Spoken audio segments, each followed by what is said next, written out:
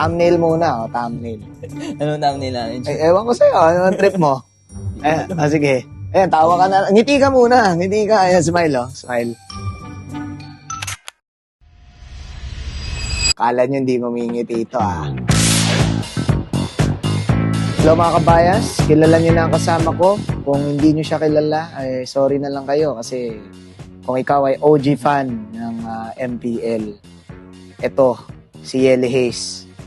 Champion ng MPL, Season 1. Season 1 and, Season 1. Champion ng SEA Games, gold medalist, Bataanon. Nag-jump ka ba sa Nationals? Nationals, MEC, champion din siya. Hayes, long time no see. Alam mo kung yung itsura ni Hayes, pag tinignan mo siya sa itsura niya ng Season 1, parang walang nagbago sa'yo, no? Parang looking young ka pa rin lagi, no? Ewan nga, ba't? Siguro, balance lang yung stress. Okay, balance stress lang. Ito men, first time ka naming nakita last season na wala ka sa playing field. Back end ka nun. As analyst, tama? Or coach? Analyst. As isang analyst. Pare, matanong ko lang, no? Ano yung natutunan mo na yun? Kumusta yung experience sa'yo nun bilang isang analyst?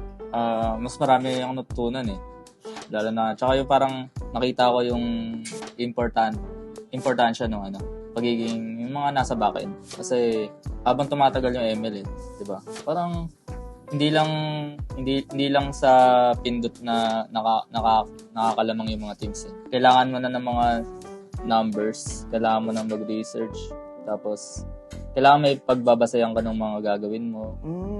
Tsaka yung din. Teka, na-mention mo, hindi lang pindot lang. So dati, nung nananalo kayo, wala, yun, pindutan lang. Yun, wala, hindi naman kasi yung mga dati kasi, di pa uso mga scrim, wala lang, dinadaan lang sa pindutan Tsaka yung parang yung laro, parang di mo masyado siyang inaaral na deeply. Hindi katulad nung tumagal na, nagkaroon na ng mga analyst, nagkaroon na ng kung ano yung mga nangyari sa loob ng game yun. Mas marami akong natutunan. Tsaka yung mga weakness ko, yun. Parang nakita ko kung ano mga dapat kong improve din. Kasi nakikita ko yung mga mas marami akong napapanood. Kasi diba, nag-back-end ka kasi. Mas marami kang matututunan pag, doon sa panonood mo talaga Hindi lang talaga, syempre, di mo ma-apply yung mga kasi yung sarili mo lang nakikita, tapos hindi rin uso yung mga review din dati dahil wala pa yung mga... So, aminado ka dati nung kayo, pindutan lang. Malakas kayo pag pindutan. Malakas pag pindutan lang kasi... Champion kayo. Ang lakas yung pala pumindot nun, no? Pindutan lang yung laban nun. Parang wala pang ganong Kahit di ka mag-isip nun Sakto kasi, kung ikaw ay nanonood sa ating channel, lalo na ikaw kabaya, sinabi ni Ribo rin yan na sinabi niya nung in-interview ko rin siya na parang ganito. Sabi niya na parang mas madali noon kasi parang dinadaan nyo lang sa pindutan, tas parang attitude na sige, palag-palag yan. Oo, kailangan. Aminado ka ba na mas mahirap talaga ngayon? Mas mahirap ngayon kasi iba na yung aral na ginagawa nila sa ML ngayon. Hindi lang ultimo mga cooldowns, mga pagbanggaan ng mga waves. Yun yung mga magagamit mo sa sa late game lalo na sa mga decision making. Ako, aminado ako na nung naging backend ako, nung naging analyst ako, parang mas natutunan ko yung mga ganun Kasi parang marami akong alam sa ML, pero parang hindi ko siya ma-apply kasi parang ang konti lang masyado hindi ko masyado nakikita yung mas malawak na view ng... So, pag nasa likod ka, may something kang nakikita, parang may bigger picture ka. Kita mo lahat. First time mo nakita yun sa buhay mo?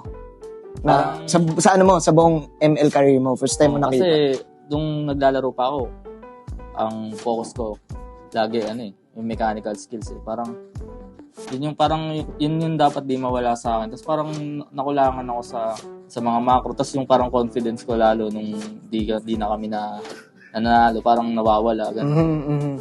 Tapos parang nawawala din yung mga kampi ko. Ganun. Parang, parang nag-downhill ako. Tapos nag-downhill yung ko. Parang, ayun, may yung parang Sige. Ano ba yun? Basta parang... May na-feel ka na, ano ka, na down ka talaga. Oo, na-down talaga ako. So, nag-reflect ka sa sarili mo. Mas lalo ko nakita nung napunta ako sa bucket. Tapos, Okay. Ngayon guys, alam niyo na ha, nag-evolve na yung MLBB. Klaro to. Dati, pindutan lang. Ngayon, may utak na. Hindi lang. Kailangan na ng utak, tsaka hindi lang ang 5 utak yun eh. Siyempre, kailangan nyo maraming utak. Maraming utak. Yan guys si Yeli Hayes ay naging parte din ng Omega Squad. After niyang mag-A3rd May, nag-Bren, Omega, sa pagkakalam ko nag-M2 pa kayo. Diba kasama? Si Kenji. TC, tsaka si Toshi. Haji, eventually, Tsaka si Hit. Oo nga, si Sa Hit. RRQ. Sino? Wala siya sa RRQ. Ay, ano siya? Gawa siya? Ay, sa ano siya? Gawa ka ng kwento. Saan nga yun? Nakita ko si Sir Hit eh. Pero pwede na, sige. Basta hindi. Si Kenji, RRQ. Ayun. Si Hit ang wala sa RRQ. Pero parang, saan nga ba siya? Pero, Ako yun, nakalaban namin sa Arjun. Ayan, sige guys ayan. Bahala na kayo mag-clip kung gusto nyo. Ayan, bahala na kayo maniwala kay Hayes. Hindi pala eh. Pero men, after mong mag-Omega, bumalik ka sa next play. Bumalik ka kay Dobby. Kasi 'di ba dati yun talaga yung original mo nung nag-champion ka. Tapos champion ka MSC, 'di ba? Bren na kayo nun, 'di ba, ng MSC? Champion ka. Nung napunta kami, nag-MSC kami, naging friend ka. Bren na kayo. Pero bumalik ka ng next play. Ngayon parang nasa same playing field pa rin kayo ni Dobby, 'di ba? Kahit kumbaga may Nana, kay Banubs, 'di ba? Pero ngayon parang magkakasama pa rin kayo. Anong meron sa niyan? Na-trinate mo ba siya na family? Anong meron? Bakit ka bumalik ng next play? Siguro, parang, nung time na kasi ako sa Omega, parang, syempre, parang namimili rin ako ng mga, yung mga offers din eh. Kasi, nakapera na ako ni Boss, parang hindi na ako nag-isip pa ng Kasi maraming offers. Tapos nung siya na yung nag-offer, parang in-accept ko na lang. Okay. Yun na yung best offer that time. Marami pang offers na pero, tingin ko, yung sa status na kasi parang gusto ko mag-start ulit rin naman, 'di ba? Sa So, kasi yung run nyo ng Omega, laging aging laging nung panahon mo ng Omega, ang lakas nyo pero lagi kayong nasisilat. Naalala ko yung huli mong silat nung season 7, yung backdoor kayo ng Exe. Yun, hindi na ako naging sub na talaga ako dun. Parang parang less playing time na ako nun. Season na yun. Okay, alright. So we're talking about being a sub. Ngayon, bumalik ka as a player. And ikaw, kilala kita bilang tank. Kilala kita bilang tank, di ba? Men, mid ka na. Mid laner ka na. Ngayon, ang possible mong katapat, si Few.